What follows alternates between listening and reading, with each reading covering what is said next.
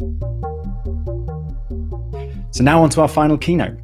Our next speaker is the Technical Director for Customer Products at Financial Times and previously the Open Source Lead for Government Digital Services in the UK. I didn't say this to her in the green room, but I've also read a lot of her blog. Not only does it have a range of posts on software, its quality and process. For me, it's invaluable in its book summaries. It gives insight into things that I intend to read and often suggests things that I haven't, including introducing me to one mentioned a lot today in the chat and in the panels, Turn That Ship Around. Her ability to condense information is discerning and very sensitive to the topics she talks about. So I'm excited to hear her talk today on durable teams. Please welcome our final speaker, Anna Shipman.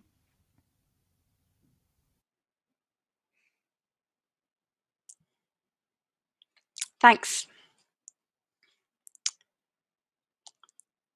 Thanks, LJ. Hi, everyone. So I work on the ft.com website, and one of our dependencies is a component library called Origami. And this ensures that we have the same styles across the whole of the FT. Now, towards the end of last year, Origami needed upgrading. So we needed to upgrade Origami across our entire tech estate at roughly the same time. The problem we had was we had 332 repositories, of which only 272 were assigned to a specific team. So we weren't sure who was going to do those upgrades. So I'm going to tell you how we fixed that problem and how we solved a number of other problems by moving to durable teams. So my name's Anna Shipman. I am, as LJ said, the Technical Director for Customer Products at the Financial Times. Customer Products is responsible for the ft.com website and the iPhone and Android app. We're a team of about 75, of which about 55 are engineers. And I'm going to tell you why we moved to durable teams, how we did it, and 1 year on, what we've learned. First, I'll tell you a little bit about the Financial Times. Quoting from the About Us page, the Financial Times is one of the world's leading news organizations, recognized internationally for its authority, integrity, and accuracy. I didn't mention that it's a newspaper. It is. You've probably seen it. It's the pink one. But the reason we don't mention that so much anymore is because digital is much more important to us. We're behind a paywall. We have just over 1 million subscribers, and we covered the US election and had our biggest traffic day during the US election. We had 19.6 million page views. The current ft.com website was launched in 2016 to replace the previous one. Much better. It's built on a microservices architecture. It's got a lot of cool features, like we have an A/B testing framework built in. So we A/B test all new features when they go out, and if they're not good, we roll them back. And we can measure engagement. So we can see when users are close to thinking about cancelling or when they're highly engaged, which is really useful. And I joined the FT in 2018. So the new site had been launched a few years ago. It was great, but there were a couple of problems with the way the teams were working. Teams were initiative-based. So by that I mean, for example, when we wanted to launch podcasts, we decided we needed to launch podcasts. We put together a team to launch podcasts. They worked on that for about 8 months. And then once podcasts were live on the site and working well, they disbanded and went to work on other initiatives. So there are advantages to initiative-based teams. The team is focused on one goal. So that team was just focused on launching podcasts. They weren't distracted by anything else. You can swarm on problems. So that means if something is going to be a big challenge and you need a lot of people to work on the team, you can do that. If it's smaller, you can form a small team. And you don't have to worry about legacy code. You can move really fast. So the podcast team didn't have to worry about the existing tech estate. They just launched podcasts.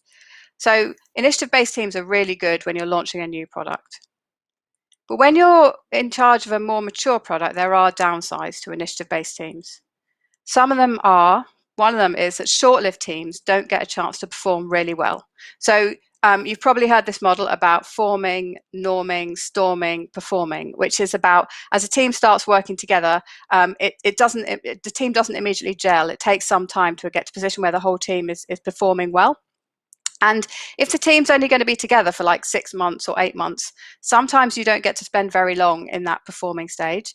Sometimes you might not even reach that performing stage, which is really frustrating for people on the team.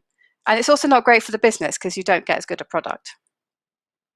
Another downside is that decisions are taken outside of the team. So I said we decided to form a podcast team. the idea for launching podcasts came from us. By definition, it didn't come from the team. And that can be quite demotivating for the team. Once the team's formed, it's already been decided what it is they're going to be working on. As well as reduced agency for the team, it meant a lot of admin overhead for me and the other leadership, because I spent a lot of time, trying to work out when this engineer would be free from the project they were working on to move to this, working out when we can set up that team. That's a lot of admin overhead there as well. And one of the biggest problems for me as technical director is lack of technical ownership. So I mentioned we had 272 repositories, which we didn't know which team owned. Some of them, that didn't mean that we didn't know anything about them. Some of them were well known when we started looking into it, but some of them were only known about by people who had left the team, or sometimes even left the company. So you can see the potential problems that could cause with an upgrade. And there's a question about small changes. So if somebody wants to make a small change to the podcasts, there is no team there now. So from something that could be done really quickly, it becomes something that goes onto a backlog and may take a long time. All technology needs maintenance. If you don't have a team, it's really hard to get that done. And that's leaving aside kind of out of our support, or even in our support. If something goes down, who is around? How do you know who can fix it? Essentially what I'm saying is lack of technical ownership is an operational risk that you don't know about yet. So it wasn't my idea to move to durable teams. A new engineer joined the team, really brilliant, and he looked around at the way we were doing things and said, why don't we have durable teams?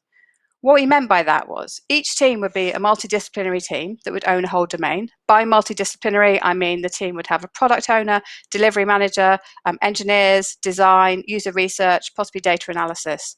And that team would stay together and they would own a part of the product. And the same teams would exist over time. So I would allow team members to build up expertise in that domain and the technology supporting that domain. The teams would make strategic decisions about their domain. And the key thing here is that initiatives would come from the team. So instead of us saying, oh, we want to launch podcasts, maybe like a content innovation team would think, well, podcast is a medium we should be in. And the initiatives would come from the team. And then the key point for me, between all our teams, we'd have full technical ownership of the estate. So we anticipated a few advantages to durable teams. Teams making strategic decisions, we thought that would lead to more motivated people and ultimately a better product. The advantage of a team that's going to stay together over time is that long-term thinking is possible. So it means the teams can work on bigger opportunities. If you've got an idea about sort of a big thing that's not going to return on investment for over a year, then if you're not going to be together for more than 6 months, then there's no point in getting started on that. So we thought if teams knew that they were in it for a longer time, they could start to work on bigger opportunities. And full technical ownership. We did think that there might be some risks. So we're worried that splitting the product could limit thinking about the opportunities. If maybe the teams would only think about their small domain rather than the whole product. And we were concerned that handling work that falls across teams could be difficult. But on balance, we thought it seemed like a good idea. So I've told you why we decided to move to durable teams. Now I'm going to tell you how we did it. So the first thing we did, myself, the technical director, my counterparts in product and delivery, the product director and delivery director, got together into a room with some post-it notes and tried to work out what the domains would be if we split it into domains. And we wrote a draft proposal, 2-page proposal, and we included a diagram of what we thought the domains would be. And then we talked about it with the whole group, so with everyone in customer products, which I mentioned was about 75 people. And we talked about it in group meetings. We shared the 2-page proposal with them, and just talked about it for a few months. The reason we went through this is because we wanted people to be generally on board with the idea and have a chance to suggest improvements to the plan and understand why we're making the change. So after we'd finished this consultation, we had a slightly different diagram for the domains, and that's what we decided to go with. So we started with teams that didn't have much change. Before we moved to durable teams, we had an apps team. Afterwards, there was an apps team. So there was no big change there. That was already a durable team. And then we moved on to teams where there were bigger changes. For example, we had a conversion team. They were responsible for a number of things. For example, managing users' accounts, converting anonymous users into subscribers, and other things. And that team we split into 2, an accounts team and an acquisition team. And so those kind of changes we did later on. All in all, we did it over 3 months, most of it just before Christmas, some just after. And we got it done just in time. So we had the last handover meeting with a durable team to say, this is how this is going to work, this is what your domain is, on the 24th of February. And on March the 16th, everyone at the FT started working from home. And I'm so glad that we got it done, because I really would not have liked to be finishing off an organizational change during what was some incredibly stressful times during March. As for the origami upgrade I mentioned, because we'd moved to durable teams and we'd parceled out the technical estate and understood who would own what, we were able to identify who could work on all those upgrades. So we got that upgrade done in about 3 weeks. So that was a really good result on that. So 1 year on, what we've learned. So we did most of the moves to durable teams just before Christmas. So it's been about a year that we've been working in this way. So I'll remind you of the potential risks we anticipated. So we were worried that splitting the product could limit thinking about the opportunities. We haven't found that to be the case at all. Teams are actually coming up with much bigger opportunities than they were before, than we were before, but anyone was before. So that's worked really well. We were worried about handling work that handling work that falls across teams could be difficult. This has actually played out. We have found it has been difficult. And what's often happened is that sometimes sort of more senior technical person outside of the team has worked out what the architecture should look like, and that removes agency from the tech leads of the teams. So that is something that's not gone as well as we would have liked, and we're working on improving that at the moment. And there was an extra challenge that we hadn't anticipated. Because we had such a huge technical estate, it meant that many teams were overloaded. So, for example, we've got a platforms team who are now responsible for over 70 repositories, which is too much, and they can't focus. The fact is, though, this was a problem we already had. We just didn't know the extent of it. Addressing it now is our top priority. But my advice to you is please think about ownership when you start building anything. On balance, though, it's been great. Teams are more empowered. Teams are setting their own strategic direction. Most teams have put some time to defining their mission and vision, which has been much more meaningful to people on the team than maybe a more global mission and vision was. And the great thing is that the teams who did that exercise did it, initiated it themselves. We didn't ask them to do it. Decisions are being made by the people best placed to make them. So I'm not constantly having to make decisions about things I really don't think should lie with me. And there's the question about who should solve a particular problem or who's best placed to decide is more obvious. We used to spend a lot of time trying to work out who would know about things. And teams are taking full ownership of solving customers' needs. So one example of that is the ads and privacy team had to deal with CCPA, the California Consumer Privacy Act.